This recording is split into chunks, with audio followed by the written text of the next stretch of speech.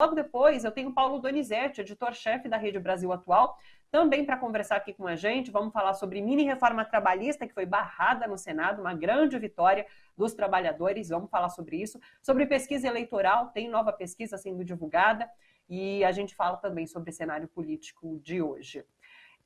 Vamos começar com as principais notícias do dia. Deixa eu trazer aqui a atualização sobre a CPI da Covid. Os senadores aprovaram um requerimento para realizar a condução coercitiva de Marconi Faria.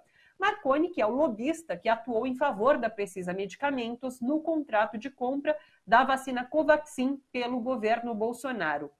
O depoimento dele estava agendado para hoje, mas o Marconi apresentou um atestado médico para não comparecer.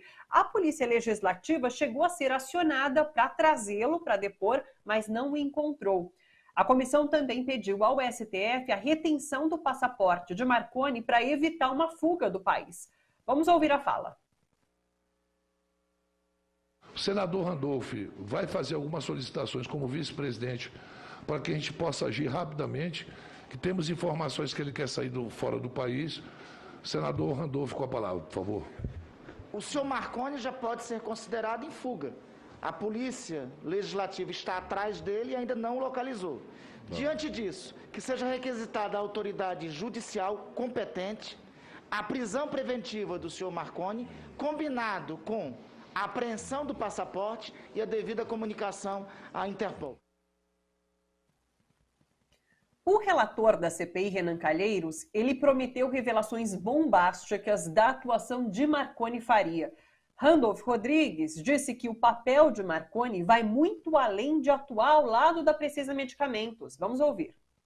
O senhor Marconi não é o senhor do lobby da Precisa. Ele é o senhor de todos os lobbies. A atuação desse senhor chegou a deixar experientes investigadores da Polícia Federal que acompanham essa comissão parlamentar de inquérito estupefatos. Eu queria dizer que eu reservo para Vossas Excelências e para o Brasil algumas informações com relação ao papel desse senhor Marconi Ferraz no submundo. No submundo.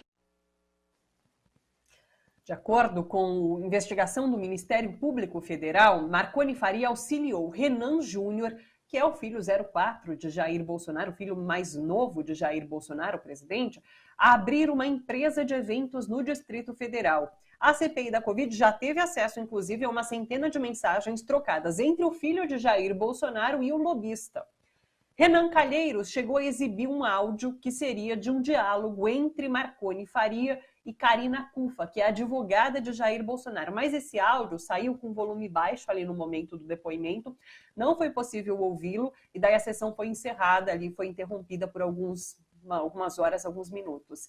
Daí a CPI retomou os trabalhos agora no início da tarde com o depoimento do ex-secretário de Saúde do Distrito Federal, que é o Francisco Araújo Filho. Ele chegou a ser preso em agosto de 2020, acusado de fazer parte de um esquema de superfaturamento na compra de testes de Covid-19, e ele que está sendo ouvido neste momento pela comissão. Outras notícias. Jair Bolsonaro sofreu mais uma derrota no Senado. A mini-reforma trabalhista, que acabava com vários direitos dos trabalhadores garantidos na CLT, foi rejeitada. Vamos ver. Votaram sim 27 senadores, não 47 senadores, uma abstenção. Rejeitados os pressupostos constitucionais de relevância e urgência e de adequação financeira e orçamentária da medida provisória número 1045 de 2021. Ficam prejudicados o projeto de lei de conversão número 17 de 2021 e as emendas apresentadas. A matéria vai ao arquivo. Eleições 2022, pesquisa Poder Data. Lula vence Bolsonaro no segundo turno de 2022 com 25% de vantagem. Essa pesquisa mostra que se o segundo turno das eleições presidenciais fosse hoje, Lula teria 55% dos votos contra 30% de Jair Bolsonaro. Essa vantagem cresceu 5% em relação à pesquisa anterior. O Poder Data ouviu entre os dias 30 de agosto e 1º de setembro 2.500 pessoas de 472 municípios de 27 unidades da federação. Uma última notícia, o ex-presidente Lula participou ontem do programa Triangulando, de Thelma Assis. O tema foi desigualdade social. O doutor em economia Gilberto Nogueira participou direto dos Estados Unidos, onde ele está cursando o pós-doutorado. Gil do Vigor e a Thelminha agradeceram Lula por terem chegado à universidade. Thelminha fez medicina por conta do ProUni. Vamos ver um trechinho desse programa. Se hoje eu estou aqui de frente para o senhor, olhando no seu olho, é porque de alguma forma eu recebi uma oportunidade lá atrás. E todas essas pessoas, né, que estão aqui nas estatísticas buscam receber essa oportunidade também. Presidente Lula, eu te amo, mãe te ama, porque eu, assim como a Thelma falou, eu sou muito grato, entendeu? Porque eu fui muito ajudado e eu falo, repito para as pessoas que eu só consegui chegar onde eu cheguei porque tiveram líderes que focaram na educação e me possibilitaram de estar, de alcançar, de acessar. Porque às vezes tudo que as pessoas precisam, gente, é de uma oportunidade, é de esperança. Por isso que é tão importante pregar a educação. E quem tem um governo de verdade vai investir em educação, porque não vai ter medo do povo. Na verdade, vai querer trabalhar junto com o povo. Agora, os governos que começam a tirar a educação, a gente tem que ficar ligado. Por quê? Porque eles não querem que a gente se livre dessa ignorância e querem que a gente fique preso sempre no mesmo lugar. E além de nos tornar ignorantes, ainda querem oprimir o nosso direito de falar, né? A questão da democracia. Então, Gil, o país não está lascado. Esse governo está lascando o país, mas pessoas como você se formem, vote para cá, para a gente ajudar, sabe? A política de solidariedade, a política de fraternidade. Os dados da economia brasileira, alguns anos atrás, eram assim surreais, as perspectivas eram enormes. Hoje, a situação do Brasil é outra. Então, assim, o Brasil está lascado, mas não precisa estar lascado, não. Presidente Lula, regozije, entendeu? Porque logo, logo a gente vai se regozijar, porque a economia é alegria. Como o senhor falou uma vez, gente, economia não tem bicho de sete cabeças, é algo simples. O nosso Brasil começou a andar e se regozijar no básico. Sem muito engenho, sem muitas palavras bonitas, é no básico, é no respeito, é na educação. Olha só, triangulando esse programa de entrevistas comandado pela Thelminha Assis, com exibição toda quarta-feira, às 8 horas, no YouTube da Thelminha. Vou chamar já o Miguel Stedley para comentar aqui com a gente. Ele é editor do Ponto Newsletter, do Brasil de Fato, integrante do Front Instituto de Estudos Contemporâneos. Oi, Miguel, como você está? Tudo bem por aí? Boa tarde, Thalita. Boa tarde a todos e todas. Bem estar com vocês. Bom estar com você por aqui também, Miguel. O pessoal já está até comentando aqui nas redes que essa entrevista do Lula foi muito positiva. Eu achei que foi uma entrevista tão leve, tão bacana, e com esses 3 entrevistados que reúnem pautas muito interessantes, né? A gente tem a Thelminha, que é uma mulher negra, cursou medicina, uma médica. Tem o Gil do Vigor, com um homem gay e que trata a economia de uma maneira muito leve, né, muito interessante. E a Linda Quebrado, uma mulher trans que também traz essa pauta LGBT. Então, assim, uma entrevista leve. Eu lembro sempre quando a gente discute essa questão de bolhas, né, de falar para a própria bolha, e existe essa construção de você não fura a bolha, você expande a bolha. E quando o Lula fala dessa maneira com essas pessoas, eu acho que é um pouco disso. A gente acaba conseguindo expandir essa bolha, né? O que você achou? Como você viu essa entrevista dele? Tem vários símbolos, né? Eu acho que primeiro, reelencando os participantes, né, nos dá uma ideia do que o Brasil podia ter sido, não o que nós somos hoje, né? Eu acho que a presença do Gil e da Thelminha representa um pouco isso, né? Nós podíamos ter entrado, nós éramos a 6ª economia do planeta, nós tínhamos um investimento direcionado para a educação, para a formação de uma massa crítica, de uma tecnologia, de uma ciência nacional, e nós fomos aí em 5, 6 anos a ponto de fugir da vacina, né? Então nós regredimos a 1500, né? Nós estamos aqui na Idade das Trevas. E, enfim, né, muito... por um lado, mas essas pessoas estão aí, elas conquistaram o seu lugar, o que elas conquistaram não vai ser retirado, né? Então, esse país ainda não foi bloqueado. Então, há esperanças. E a outra coisa que eu acho muito bacana, que já foi um pouco o tom do final da turnê do Lula, do giro dele pelo Nordeste, que a gente comentou na semana passada, na semana anterior... Eu acho que tem sido muito interessante essa postura. Uma é do próprio Lula, né, que você chamou a atenção, essa característica pedagógica dele, né? eu me lembro que quando finalmente caíram as acusações no STF, quando ele deu aquela fala, né, o discurso aí em São Bernardo, eu me lembro de ter pensado o seguinte: ele não disse nada que a esquerda não está dizendo há um ano. Mas o jeito como ele fala, né, as pessoas compreendem, né, tem uma didática, tem uma facilidade, né, de se comunicar, de fazer com que seja entendido muito maior, né? E eu acho que o outro símbolo importante, e isso que eu queria chamar a atenção, que vem desde a passagem pelo Nordeste, é que o discurso do Lula não é um discurso olhando para o retrovisor, né? É um discurso que olha para frente, né? Ele está dizendo, olha, realmente, né, nós tivemos conquistas, nós investimos na educação, nós saímos do mapa da fome e retornamos. Mas ele não está propondo uma volta para o passado. Ele está propondo um Brasil para 2022, para 2023. Né? Isso eu acho que é muito importante ter claro. O Brasil e os desafios que estão postos para a gente em 2022, e se o Lula vencer as eleições, não são os mesmos que ele teve em 2002, não são os mesmos em 2013. É um país pior, acho que inclusive a gente pode dizer isso, né?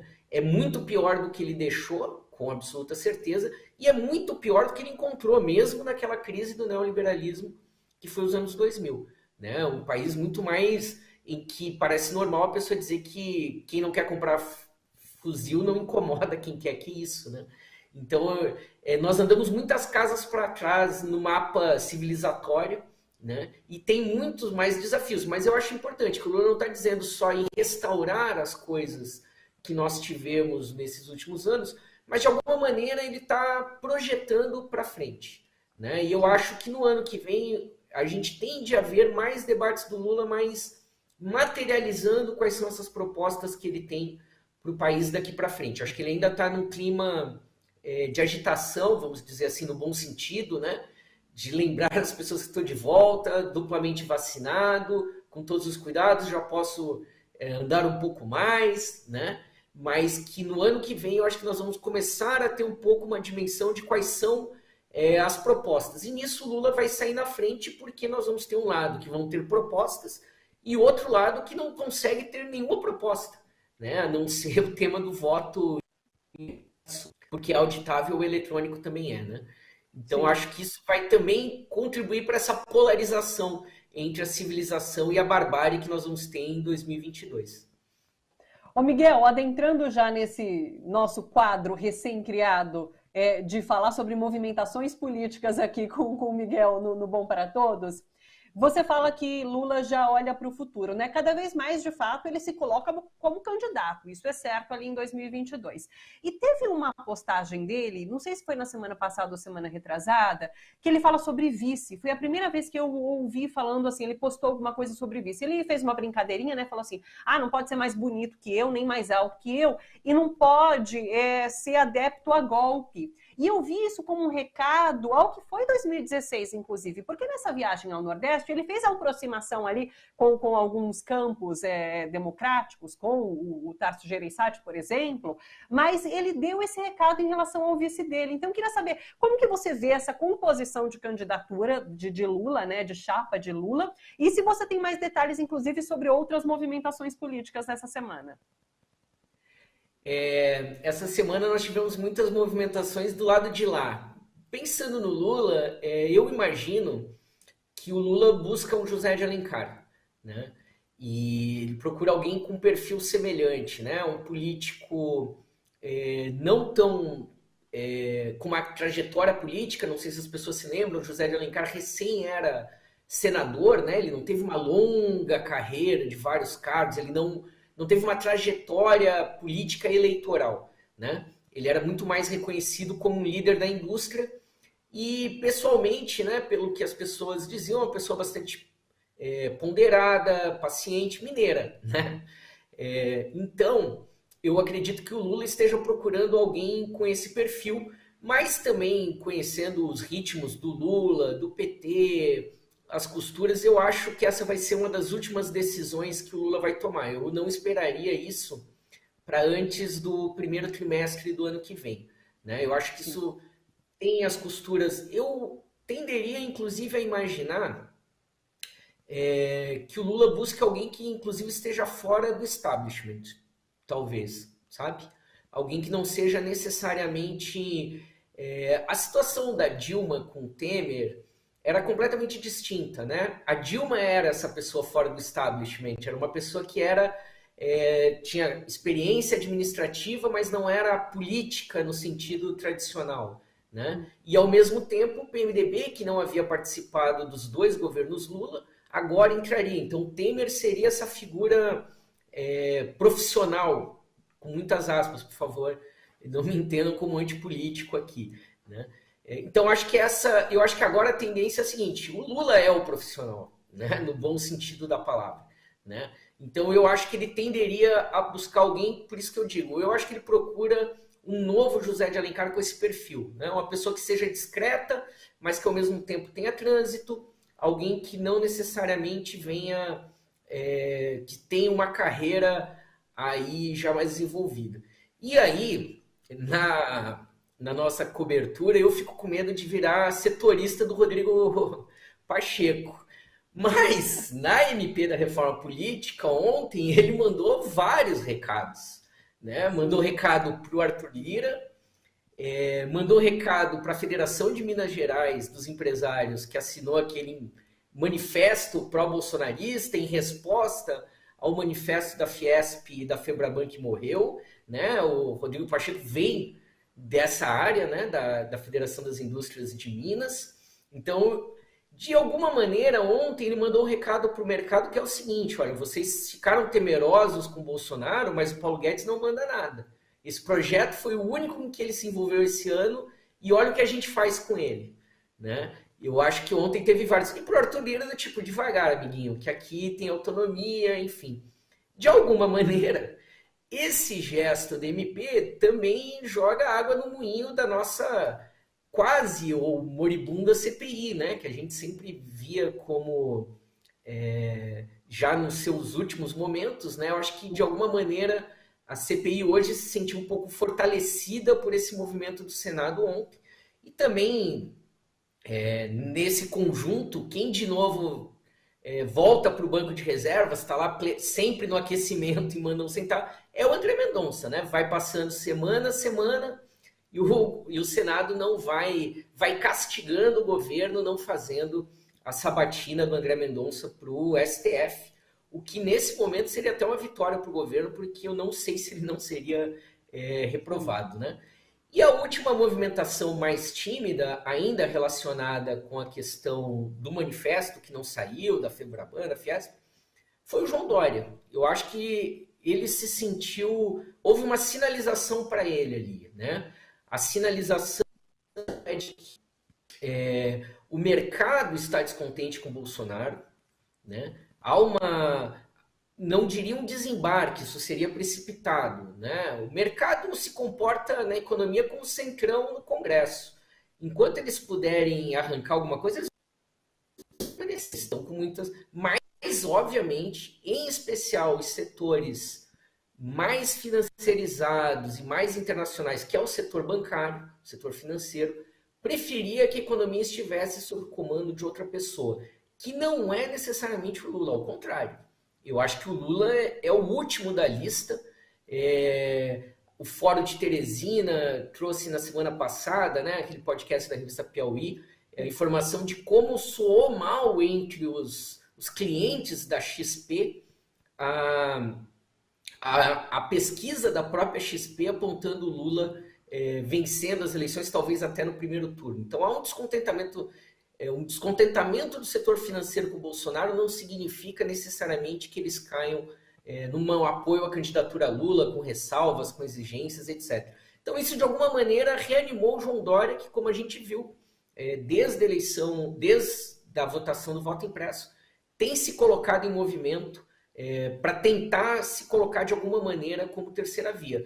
Então esses são, na verdade, desdobramentos, né, de movimentos que a gente já vem vendo... desde esse momento do voto impresso em especial, que parece que deu a largada para dizer, olha, não vai ter impeachment, vai ser na eleição mesmo que nós vamos resolver isso, a princípio, né? Miguel costura tudo. Eu nem preciso perguntar, ele já vai costurando e trazendo todos os temas. Miguel, muito obrigada pela participação. A gente volta a falar na semana que vem. Então, um beijo grande para você, um bom final de semana. Valeu, gente. Até.